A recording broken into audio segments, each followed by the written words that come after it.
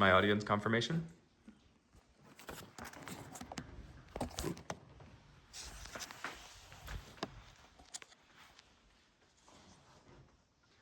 What if I told you that the biggest obstacle to a carbon emission-free future is simply leftover fear about outdated technology? Over 1 million tons of carbon dioxide are pumped into the atmosphere every single day, but we still get a twinge of discomfort whenever we see a cooling tower that emits nothing but steam.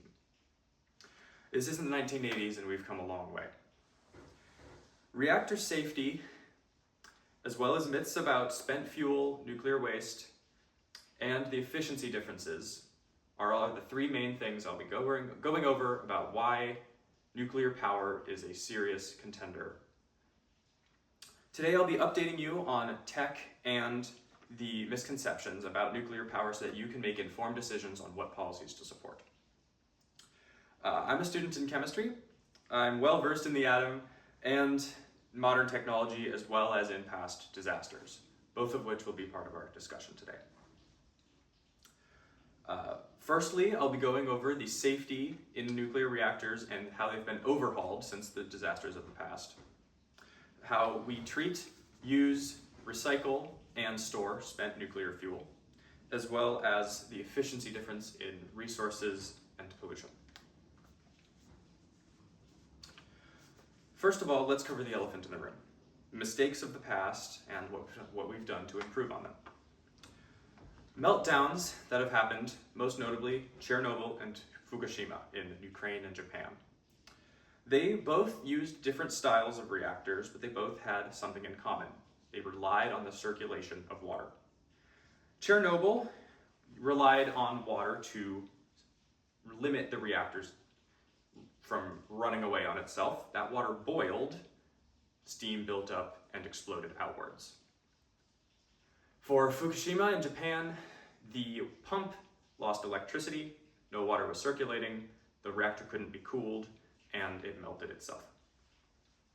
Neither of these are a problem with today's technology because we have developed modern systems of self-sustaining reactors. Now, the information on those was from the World Nuclear Association, and these modern reactors come from the US Department of Energy.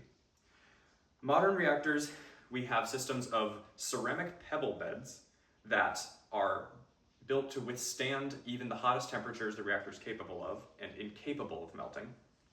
We have expanding fuel reserves that cool themselves as they go.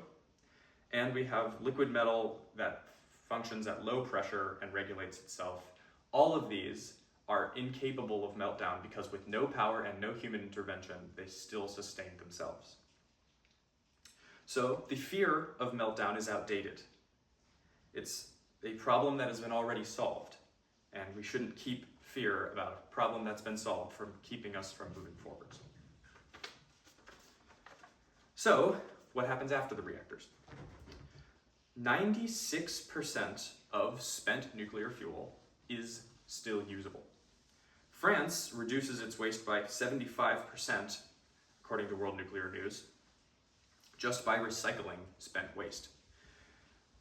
It's the part that isn't able to be spent is mixed with glass to make it immobile, and the US plans for a deep geological repository to store it in stable ground. For now, it's stored in dry casks in advanced facilities.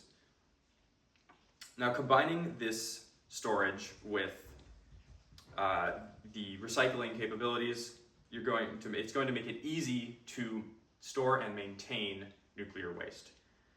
10% of the material in that nuclear waste accounts for 90% of its radioactivity. In recycling, that 10% would be taken out, along with a lot of the rest of it, reused, and the material that's left over is far less radioactive. So by combining these technologies, we'd have a lot more easy to maintain waste. Now, how much waste is there? Let's talk efficiency. One oil barrel, a 55-gallon standard drum, filled with nuclear waste, is the equivalent of 55 million pounds of carbon dioxide entering our atmosphere. That's 45,000 barrels of oil burned. And that's coming from Dr. Nick Turin, who did research on nuclear. Instead of hundreds of millions of pounds of carbon dioxide uncontrollably being pumped into the atmosphere, the small amount of waste that we do have that would not even be recycled can be easily contained and kept out of our planet, free to roam. Now, 250 years of uranium has been currently stockpiled. And this is coming from the Sustainable Nuclear Power on page 53 by Stubbs and Storvik. Now, that's without recycling. And another technology we have, known as a breeder reactor, continues that cycle on its own.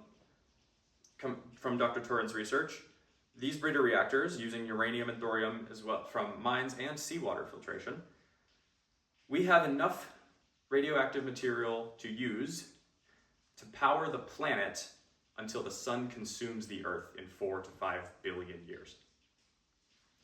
Now, even though its resources are finite, it's on par with renewable energy sources. Now, firstly, I went over safety, how meltdowns are a thing of the past. Secondly, I went over the waste, methods of recycle and containment. And finally, the longevity, efficiency, and environmental benefits of nuclear power. Now, Dr. Nick Turin, he says that nuclear power plants are a climate superhero, and he's right. It's time to embrace the atom, its unyielding and colossal force that we can use safely now. And now, the amount of power plants we have, retiring old ones, building new, we expect, according to The Ecologist, 10 to be expired before 2050. And we need to build and support the use of these to continue this and support carbon-free power. Now, we talk about building a future for our children, but when ballots come around, what energy should they be building theirs with?